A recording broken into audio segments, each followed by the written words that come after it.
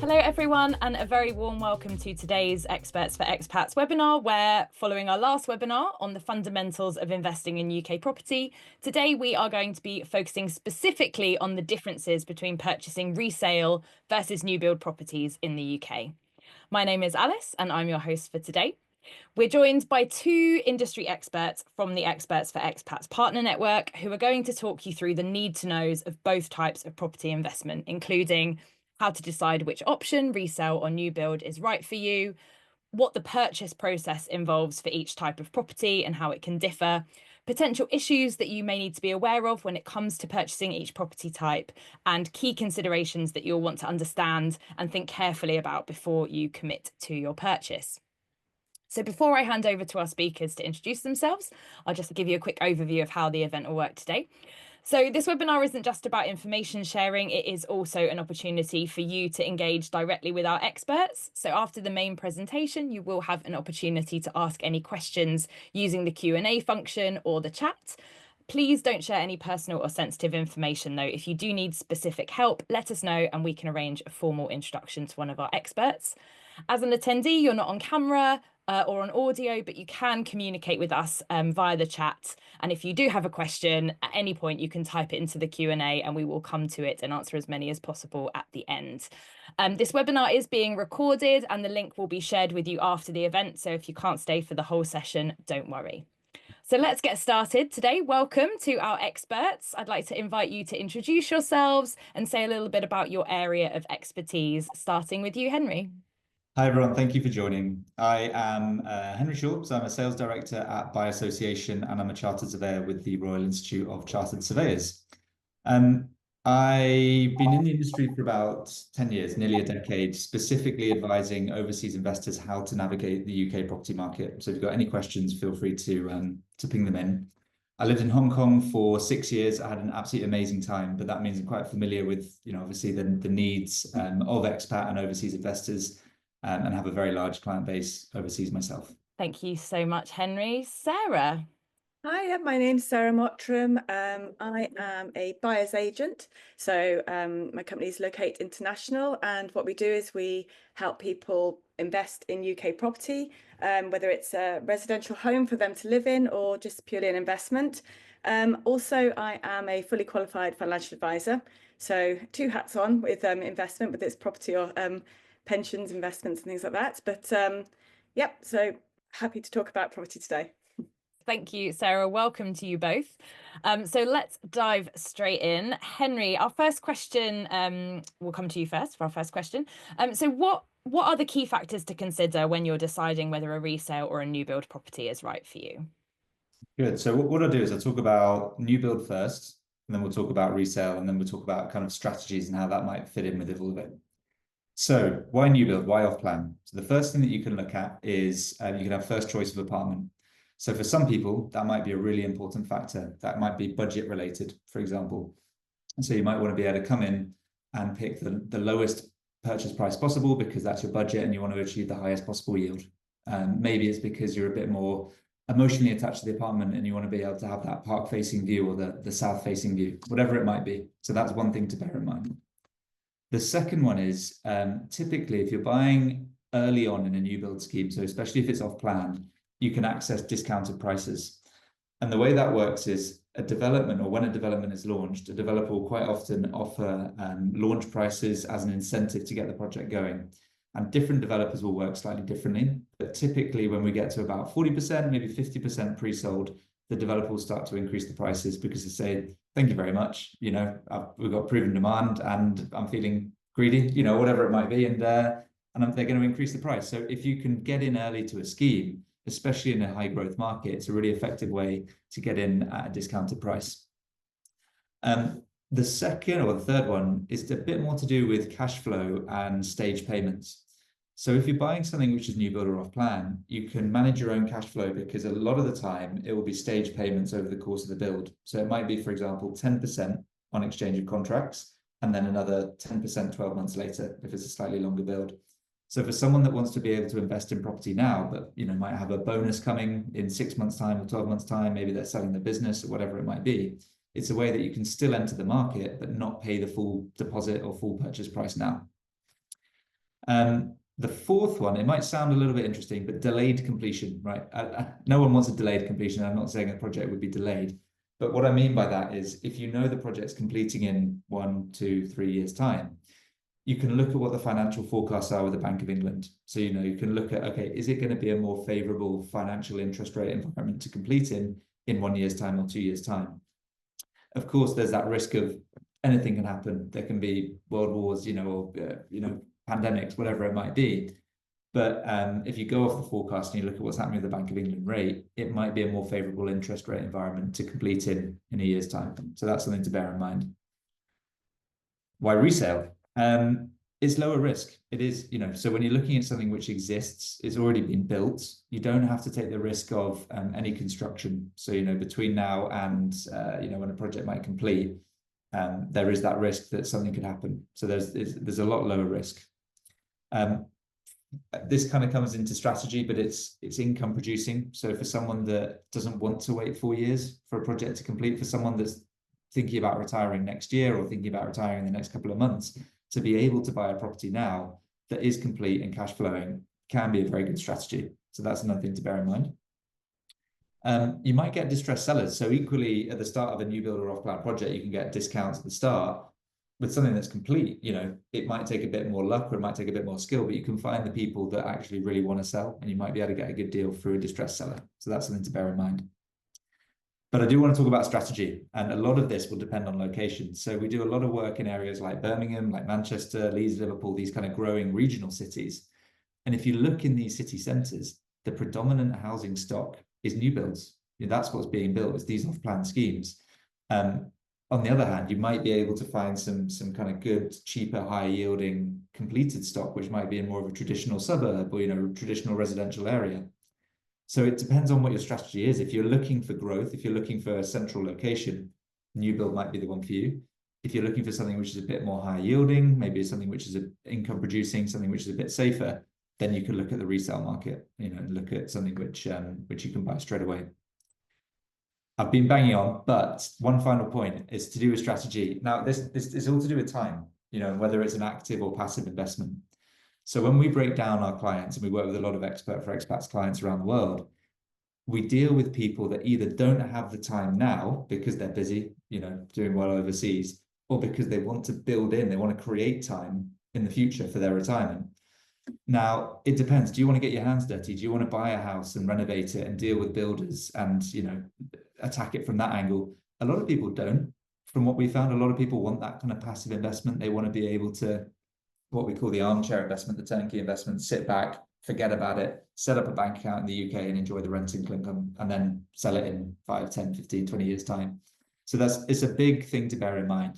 This wants to be an investment. If this is investment, this wants to be something that you can really do, and not add any more kind of time pressures or stress. So that is something to bear in mind. Thank you, Henry. Sarah, would you like to add any points to the key factors to consider when deciding which property type to buy? So I think Henry's pretty much covered everything. I like the whole thought of it. It's whether it's an armchair investment, a passive investment, and a lot of people, maybe they want it, but they can't even have that. So they might see a really good deal in the UK and they think that's for me, but actually, can they physically do it? Do they have the time? So we see all the property programs where people have made tons of money developing a property, but actually managing that managing even in the UK it can be a full-time job. And you can just see for the property programs, it's a hard slog. It takes experience and skill. So I think for some people, strategy, you can still make a lot of money regardless whether it's new build or a resale property. Fantastic. Thank you, Sarah. And we'll come to you for our next question. So typically, what does the purchase process look like for each property type? So both resale and new build. And then again, what are the further differences if you're buying off plan? So, when it comes to buying property in the UK, there's some pretty similar things. So you agree a price, so you make your offer. Then you've got all the legals and the checks to do, and then it's completion and owning it. So that's pretty much it. But then there are some slight differences. So for resale, start with resale, the more, I'd say, complicated one, if you like. So you find a property that you like, then you make an offer, and it's then down to negotiation. So the seller has got a vendor, usually a estate agent, representing them, and the negotiations go back and forth with you and the agent, and then you try and agree a price. So once you've got your price and you're happy with that, then it's good to instruct a surveyor. So there's lots of different types of surveys that you can do. So varying from very basic, just a condition report, to the home buyers, to the full structural. And if you are buying a period property or something that's a bit older, it is advisable to get the full structural survey. A bit more expensive, but it'll definitely prove itself to be a good thing to do. I remember when I bought my first property, period property 20 odd years ago. It's Victorian house in London, and getting that report back was like reading a horror story. I mean, you just think, is this house actually going to be up tomorrow? But the point of that survey is to point out all the defects. So is there, and they look really in detail. So is there woodworm? Is there rot? Is there damp? What's the condition of the roof? What the windows like? All that. It's all really, really important information. And the good reason why you've got that is, whilst we talked about resale properties can be lower in value, lower priced, maybe for a reason. So you have to factor that in to all those costs, and how much is that building work going to be? And sometimes you might want to get a builder to give you some quotes as well. And then the other good thing about having that survey and being armed with that information is you could actually go back to the agent and start renegotiating, saying, you know, bearing that in mind, I'd like to reduce my offer. Or in fact, you might just want to pull out. I didn't pull out of that nightmare property. It turned out to be a very good home and investment, but you know, they do read quite badly, those reports. So once you're happy and you're going to proceed, then the next thing is to appoint a solicitor to do the conveyancing. And that's basically all the legal stuff you can't do yourself. So that's carrying out all the checks, the environmental searches, all that stuff that needs to be done. And then with resale, there can be a bit more due diligence done by the solicitors. They need to look at their boundaries, any disputes with neighbours, local planning, what's going on. And all that is really vital information, because it's a huge investment buying a property. So once you've done that, then it's all about basically getting the monies in place. So you get ready, set a date for exchange, and then you put a deposit down in exchange, and that is a legally binding contract then, and you agree your completion date, and there you go. So you move in. With new build, slightly more simple, I would say. So you find the property that you want through a developer probably, or through an agent, and you put down, you make your you put down, you buy the property, and usually it's at a fixed price, maybe not so much negotiation. Henry just mentioned there that you might get some different stages, you might get some different price offered, but and then you put down your reservation fee, and then the process kind of continues, similar as to a resale property. You appoint a solicitor. You might, with surveys and valuations, you might have to do a valuation report. That's if you're getting some finance, and the mortgage lender, they will want to know that you're paying the right price for that property.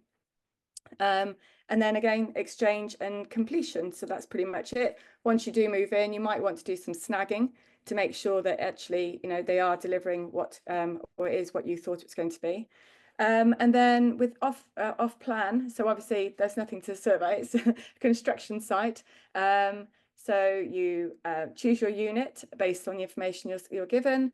There might be a show home you can go see sometimes, but you then put down for the developer, but then you put down your reservation fee, you get your agreement, and then you appoint a solicitor, and they can check all the contracts and the agreements with you. If you do have lending in place, or you need lending, like Henry said, there's going to be different stages of the development, and you need to make sure that your mortgage lender is happy with the fact that it's off plan for one, and you're going to be needing funds at various stages of the development. And so then that's kind of the process there. And there you would have to, well, it's a good idea to get a snagging list again going, to make sure that property is meeting all the requirements that they said were going to be delivered. Thank you, Sarah. Henry, anything to add? No, I think everyone's got that anecdote of buying secondhand property, and I had the same thing. I bought property recently in London. I was advised, I was going to say told, but advised to do a drain survey. I didn't do it. I hadn't even heard of a drain survey before, and that's ended up costing me quite a lot of money to get it sorted since. So yeah, I think take the advice of professionals when you're going through that process. had a similar structural report to what Sarah's describing. It was basically saying not to buy the property, but you're buying something which is 130 years old, sometimes more. So yeah, take it with a pinch of salt. I think some surveyors are a little bit more negative because they have to be, they have to basically protect themselves. But yeah, it's all part of the process. I remember when I bought my property, there was a moment where we've got a very old wall running up the side of a Victorian property, and someone sort of looked at it and said, "Oh, we'll just have to check that that wall isn't listed." So I'm wondering if one of you could perhaps just say a little bit about potentially like listed buildings or grade listings as well, and how that might impact purchase. I looked at a grade 2 listed property actually last week, and it was pretty much being held up by scaffolding. And a great price and huge gains to be made for whoever goes ahead with the purchase. It's just, it can be very expensive, and you do need the experts in, because you need to understand what needs to be retained.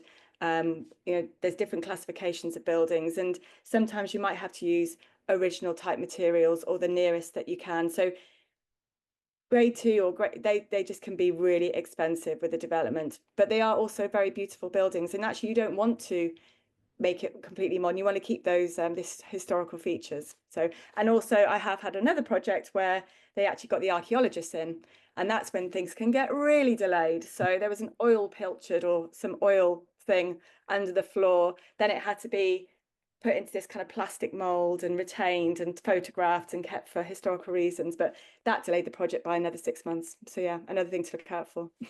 Thank you so much, both. Next question, Henry, is for you. So we've just sort of briefly touched on one of them, but what are the potential issues that might arise during the purchase process, both for resale, new build, and off plan? So I'll break it down. So Sarah gave a really good summary, I guess, of how they both work. I'll point out where the risks or potential problems could occur along that process. So with new build and off plan, Sarah mentioned, and this is exactly what happens, you have to lay down a reservation deposit, which says, "Hi, I'm Henry. I love apartment 2002. I want to move ahead with that." Typically, that reservation deposit is non-refundable, right? And that's actually to protect the buyer and the developer. When the developer receives that, they agree not to sell it to anyone else, so then you're not going to get gazumped. Even if someone offers £100,000 more, they've entered into that contract. But you need to make sure that you've done all your due diligence at that point, because if you commit, and they're typically £3,000 to maybe £5,000, if you commit to that purchase and pay that reservation deposit, and then for whatever reason don't go ahead with it, change in personal circumstances, or whatever happens, things do crop up. You sign a piece of paper that says non-refundable, so you really do need to be a bit careful about that. The reason why it's non-refundable is there are costs incurred. So, we instruct solicitors, for example, there are abortive costs if that sale doesn't go through. So that's something to be aware of. Exchange of contracts. There's usually quite a tight time frame if you're buying a new build or off-plan property. That can probably be viewed as either a benefit or a problem. Some people don't like it. That's probably a pitfall of resale property. They can drag on for 6 to 12 months. It can be really, really time-consuming and painful. So it could be viewed as a good thing. You can exchange contracts in 1 to 2 months. Other people might say, well, sorry, that's quite a quick time frame. And if you don't exchange in that period, you might be subject to lose your reservation deposit. So again, make sure you know what you're getting into. Sarah touched on it. When a project completes, the balance is due. So if you're a cash buyer, you need to make sure that you've got all of your funds ready to be transferred over from overseas, wherever those funds are. If you're a mortgage buyer, you need to make sure that you're speaking to a mortgage broker really before you enter into that purchase, even before you reserve that apartment, because you need to make sure that you're actually going to get that finance. And again, things can change, but the best thing that you can do is get a decision in principle, an agreement in principle, which says, a mortgage lender will go to a number of lenders and they'll say, yes, in principle, based on your criteria or based on your credentials, we would give you a mortgage. Great. That kind of gives you the confidence to then move ahead. Due diligence, always important, doesn't matter what you're buying, but just make sure that you're doing, if it's new build, your due diligence on that home builder, who the developer is, are they capable, have they got professional funding in place? That's all the kind of stuff that we can help with. So if anyone on this call is considering a new build apartment, definitely, get in touch and I can kind of coach you through what the due diligence steps might be. Resale risks. So they're older properties by nature. You're going to have to do your surveys. You're going to have to potentially incur a few, or basically decide what you think is important, what's not.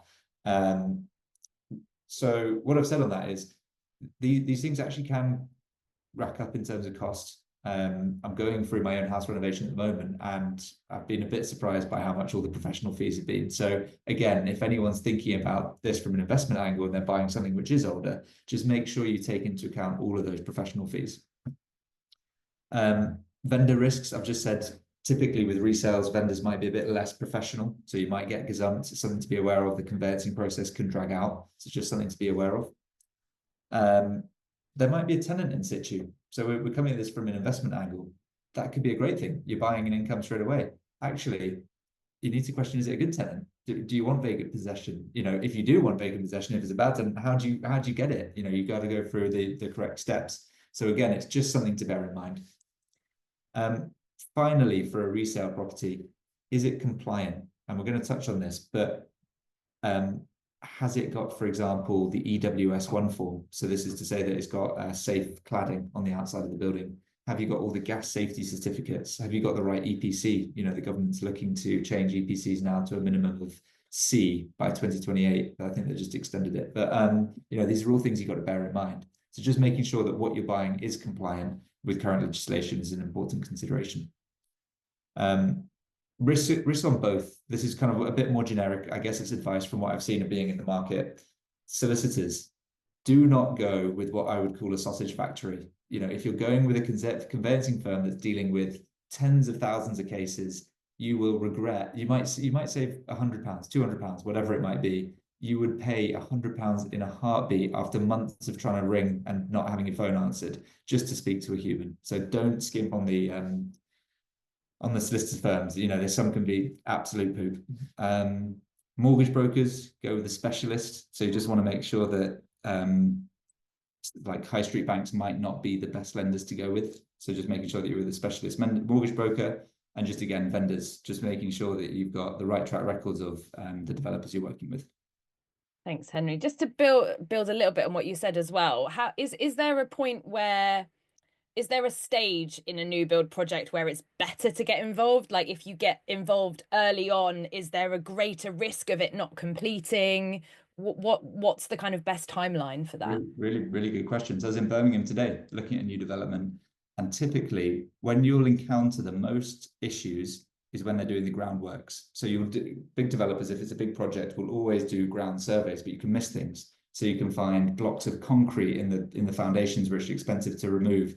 We've been involved in a scheme in Manchester where they found a Roman brewery, you know, and that delayed the whole scheme by years.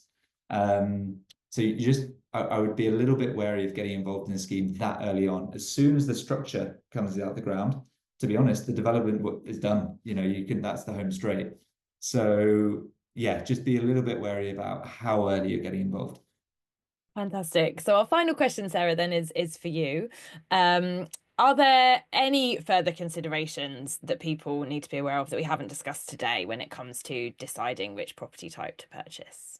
So I think we've pretty much covered everything. I think that actually, when it comes to choosing what property type, it comes down to your budget and timing, personal circumstances, and your level of risk. So we just said about off plan, there could be some risks there. I mean, just imagine a scenario where you've saved your deposit, you're planning on moving in somewhere, you're renting short term, which could be expensive, and it keeps getting delayed and delayed. So that's, you know, all these extra costs, and it's a risk. But then there's risks also with a resale property. You buy it and, you know, there's problems. So it's all about doing your research, really. So looking at things when they look like a really good deal, they may not turn out to be. New build, you could be paying your new build premium, but then with that, you are getting all the guarantees. You're getting it up to current standards and current building regs, as Henry mentioned there. So if you did want to rent it out, you want to make sure it's covering all those things. It's going to pass all the checks so that it's safe and ready for tenants to be moving in. So pretty much that's it. Location, future value, always looking at that. That's a big consideration. So new build, well, off plan in particular, they could be maybe sold in an up and coming area. So it's always just good to do your research on that area. Resale maybe might be in a bit more of a more established area, and you kind of have an idea of how the value of at the moment and the future potential. So it's all about research really, and looking at past projects and the developer and seeing how things have gone in the past is always a good indicator of the future, really. Thanks, Sarah. Henry, anything else to add before we move on to questions? Just in terms of picking the right location as well. Sometimes it depends on the type of properties you're looking at. If you're buying something which is a bit more of a traditional house, you might see good price gain because it becomes more of an emotional purchase to someone, or emotional sale, because you're selling to another owner occupier, and then they're willing to pay a bit more. On some of the new build stock, for example, you might find that the price is quite closely correlated to the rental. So, if the rental increases are quite significant, the price is also going to increase as well, because then someone's going to get a good income from that property. Thank you. So we'll move on to questions now for the final 15 minutes of the webinar. So anyone watching, if you have a question for either our panelists, please do use the Q&A function to ask your question. We have got a few already. So first question. What happens if I'm buying with a mortgage and the new build is delayed and delayed and delayed, but I've got a mortgage agreed, which is obviously time-bound agreement? If I find myself in that situation, what advice do you have? So typically, a mortgage offer in the UK will last for 6 months, but we would always say to a client who's bought an off-plan project, you can't actually do anything till about 3 months before it's build complete, because 6 months would be too soon. You've got to go in and you've got to value an apartment. If there's not a kitchen or a bathroom yet, and it's just a building site, you're not going to get that valuation. So it's a good question. It's almost a hypothetical question, because you wouldn't really be at that stage just yet. Once you've got the mortgage offer, so let's say we're in that 3-month schedule, you've got the mortgage offer, and then the developer delays by a month or two, that can happen. You can quite often speak to that lender to then get the offer extended and extended. There probably would be a cut-off stage. You can't do that in perpetuity, but yeah, that's typically how it would work.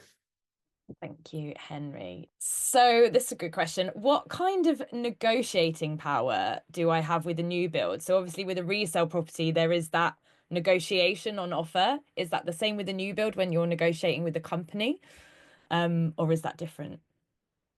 I'm a sales director, so this is going to be a biased answer, but typically your negotiation on a new build property is how many are you buying. So we do find a lot of overseas buyers tend to have quite deep pockets, which is quite nice, and that we will see multiple apartments being bought at once, at which point the developer then would be more inclined to provide that discount. So please, anyone on this call, if you're looking at buying multiple properties, let's have a chat after. But no, and there are actually benefits to buying more properties in one transaction. So from a stamp duty perspective, if you buy more than 6 in one development, it's classed as a linked transaction, and then you can pay commercial stamp duty rates, which are capped at 5%. So that's a lot more lucrative than buying individual properties here and there from different people, especially when you're overseas, when the when the stamp duty is a bit higher. Okay, next question. So this is one for new build. Can I pay any extra, or do I have any influence over fixtures, fittings, or layout? I have seen it before. We've sold an off-plan scheme in Birmingham before, where a buyer from Hong Kong, is very early on stage in the build. The developer came out, we did a big exhibition, and one of the buyers at quite a big bank that was opening an office. So they're working in Hong Kong for a big bank, HSBC, and HSBC were just opening an office in Birmingham. So this guy was buying a penthouse and actually ended up buying 2 penthouses and knocking them together off plan. And was able to do that just in terms of the stage of the build. So it is possible. We do see it sometimes. Sometimes the developer might offer 1 or 2 choices, but it depends, A, on the development, and B, at what time you're coming in. If you're coming in a month before completion, it's too late. Thank you, Henry. How much, if at all, likely is it that a floor layout will change on a new build if you're buying off plan? There's a provision in a contract. So this will depend on, again, working with the right solicitor. So there should be a provision in a contract. So in terms of size, for example, they have a 5% net variance. So if you've bought a 700 square foot apartment that turns out to be 500 square foot, you're legally entitled then to get compensation or out of that contract because they've breached that contract. There's usually a 5% on either side, smaller and larger, that you can get away with in the contract. It's probably a good question for a solicitor for a total change. Oh no, actually no. Yeah, you can't have that. It's in your lease. You get it in your contracts. You sign the lease plan. So no, not common. I'm sure it's happened. Thank you, Henry. Sarah, it might be good to come to you first on this question. Is there one property type, resale or new build, that is more likely to increase in value over time? So what I have seen from my experience of looking at properties, I do think that period properties do increase more in value over time, but it does all come down to location. So before today, I was looking at the Royal Arsenal development in Woolwich, and there's 5,000 new homes are being built there. So they've already built 3,500 since the start of since early 2000s, and they're still building, and the whole area has regenerated. It's incredible. They put in a new infrastructure. So first of all, the Thames Clipper, the boats came, then the DLR, then that was converted to the Elizabeth line. So all properties have done very, very well. But in that area now, because it's been flooded with but beautiful conversions of historical buildings, they've done very well. The new builds with not so much character haven't done so well, whereas the period properties, because they're quite scarce, they're quite rare there now, but some of them could be quite beautiful and can be particularly attractive to some families or something, or that kind of market, if you like. They've done very, very well. So again, it's the infrastructure in the area and all the amenities that have boosted the area. But different properties have performed differently. But that's really key to that particular area. So it's different for all different parts of the UK, I think. Thanks, Sarah. And we'll go into more detail in our next webinar on the 8th of April, which is all around where to buy and which regions are really great for investment at the moment. Henry, anything else to add to Sarah's points? I think, yeah, look, it's really interesting when you look at Kensington and Chelsea, for example. That's all being built on. It's all kind of residential. It's all period properties, and that's where you find some of the most expensive properties in the whole of the world. Never mind the UK, never mind London. When you compare that to a new city or a sort of more of an industrial or traditionally industrial city, like let's just use Manchester, there wasn't necessarily that type of housing in the city centre. You'd probably find the more grander houses outside of the city centre. In the city centre, it was more industrial, it was more factories. Those factories now have obviously been redeveloped, and in that place comes a shiny new luxury skyscraper tower that's been rented for a lot of money by these kind of young professionals. So I think it really depends on what city you're looking at. Definitely parts of London, they've got amazing regeneration projects. But I do like the period properties in London. I like those kind of more traditional residential areas. Whereas if you're looking at more of a different city that might have a slightly different dynamic, the higher growth stuff might be the new build because they're part of the city centre kind of zone one locations. Thank you. Oh, interesting question. So in Dubai, I'm aware that some of the buildings around the marina were sold with marina views in their contract. However, these views were lost a few years later when new buildings were built. How likely is this to happen with developments in the UK? There's a risk. Let's be honest. If you're buying in a city centre, you might have a new shiny skyscraper that's built next to it. I think we are protected on very well, bearing in mind I used to live in Hong Kong. You would literally have skyscrapers that close to each other. In the UK, it's a lot better, and you have right to light laws and all this kind of stuff. But I think if you're investing in the city centre, it's just probably something to be aware of. And if you're working with a good, agent that knows their stuff, there's a lot of tools online now which will show you planning applications all around these different cities. So we don't have a crystal ball, things can change, but I can tell you, for a plot in Birmingham city centre, for example, oh yes, the plot of land next door does have a planning application on it, but by the way, it's only a 13-story tower. If you buy this on the 29th floor, you're going to be fine. Anything to add, Sarah, before we move on to the next question? Yeah, I think this is where solicitors and a good solicitor comes into play. So one of their responsibilities is to look at any planning applications or approved plans going on nearby. And as Henry said, we are quite protected with loss of light and things like that with developments in the UK. Another question, which is a really nice segue into our next webinar, potentially, but where is a good place? Are there places where it's better to buy a new build, and are there places where it's better to buy a resale? Yeah, there are. I would say it's just so location specific. So I'll use Manchester. I always use it as an example. It's really come into its own over the last sort of 10, but also 5 years specifically. I would 100% buy a new build in Manchester in the city centre because there's still an opportunity to invest in the city centre. The supply of land is finite. So if you've got an opportunity now to invest in a central site, firsthand from a developer, in 5 years' time, that opportunity won't exist. So you're not going to be buying from a developer in 5 years' time. The developers will be developing in a different city, maybe on the outskirts. You'll be buying from Alice Reeves, owner of apartment 2008 in the city centre, and that's then when you walk around London, we've got an office on Carnaby Street. Every single plot of land has been built on. So you have to buy resales, and that's why the price goes up. Of course, there are areas of London, East End, for example, they have these big regeneration schemes, and I'm sure because of that, prices will rise. Canary Wharf is such a good example of that. It has been quite commercial based. It's turning more mixed use now, but that was Docklands, and it's now some of the most expensive real estate in the world. Anything to add, Sarah, before we move on to our final question? No, I was just thinking searches I've got on at the moment for clients. You wouldn't want to really buy in Cornwall. In Cornwall, you want a traditional place. In the Cotswolds, you want a little stone cottage. You don't want some shiny new modern thing. It's and you probably won't see that there, unless on the outskirts. So Stratford upon Avon, you wouldn't, if you go for character, that's people wanting to buy in a particular area. So yeah, nothing more to add. Thank you. And then just before we wrap up, Henry, when we were talking before, you mentioned that you get a lot of questions around HMOs. So would you like to say something about that? Definitely. So, I mean, there are two strategies that you can do with an HMO. You can either buy, I guess, a new build HMO, so something that's recently been converted by a developer that you can then kind of buy as the passive investment, or you could take on a resale and do it yourself.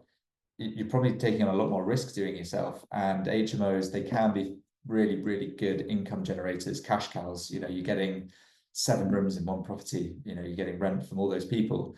But you need to make sure that you're meeting minimum room requirements, size requirements. You need to make sure that you've got the right planning permission. You need to make sure you've got a license. So all this kind of stuff. So HMOs are popular. They would be, I guess, classed as second-hand property, but you could buy a newly done HMO as well.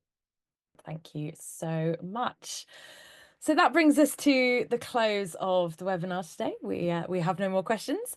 So if you have watched this, whether you're watching live or you're watching on the recording, if you would like to book in a free discovery call to help you with your UK property investment, you will find a link in the chat, which we'll put there in a moment, and you'll also be emailed that with the recording if you registered along with the session, or you can go to expertsforexpats.com at any point and request an introduction to a property specialist.